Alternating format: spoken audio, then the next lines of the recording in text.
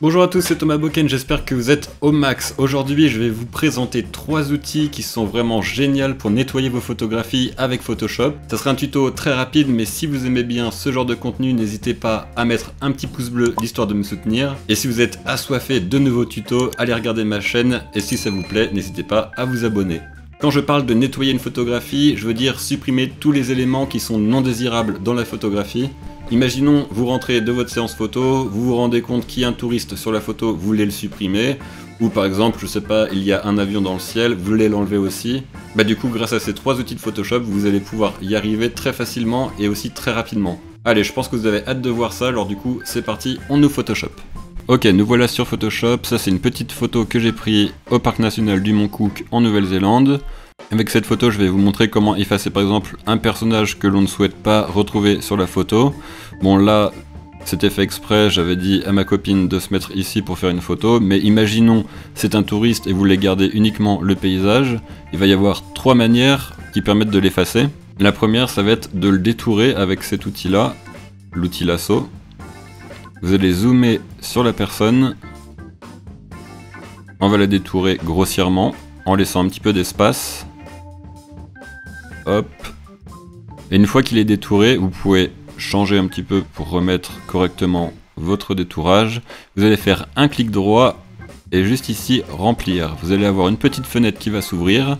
C'est important d'avoir les mêmes valeurs que moi et surtout de mettre l'option contenu pris en compte. Vous allez cliquer sur OK et le logiciel va normalement travailler tout seul. Hop. Et on peut voir de loin que ça fait un résultat plutôt pas mal. La personne a totalement disparu.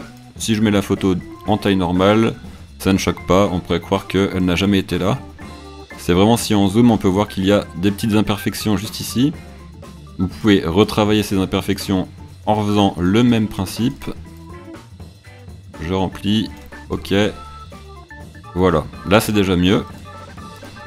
Et là on a une photo qui est entièrement naturelle. Là je vais vous montrer une deuxième technique que j'utilise souvent, par exemple, ce qui peut être utile quand vous avez un avion dans le ciel parce que c'est très rapide, ou si vous avez des taches sur votre objectif ou sur votre capteur. Imaginons j'ai plus envie d'avoir cette pierre dans le paysage, je vais juste ici sur l'outil pièce, je clique dessus, je prends pareil ici le contenu pris en compte, je peux la détourer facilement, et là j'ai juste à décaler comme ça, et voilà. Mais cette technique, voilà, il faut qu'il n'y ait pas trop de détails autour parce qu'elle a du mal à bien se fondre dans le paysage. Quand ça forme quelque chose de pas très naturel comme ça, vous pouvez réutiliser le même outil plusieurs fois jusqu'à temps d'avoir un résultat qui vous satisfait. Hop, là c'est plutôt pas mal, ça fait naturel. Donc c'est parfait. Le troisième outil va se trouver juste ici en faisant un clic droit et ça va être l'outil correcteur. Vous allez zoomer. Imaginons j'ai envie de faire disparaître cette pierre, vous allez zoomer dessus, je prends l'outil correcteur, qui est, je me suis trompé, c'est juste celui-là. Vous pouvez régler l'épaisseur et la dureté, je vais mettre une épaisseur de la taille, de cette taille là ça me convient. Je vais mettre un petit peu moins de dureté pour que ça se fonde un petit peu plus, là ça me paraît bien.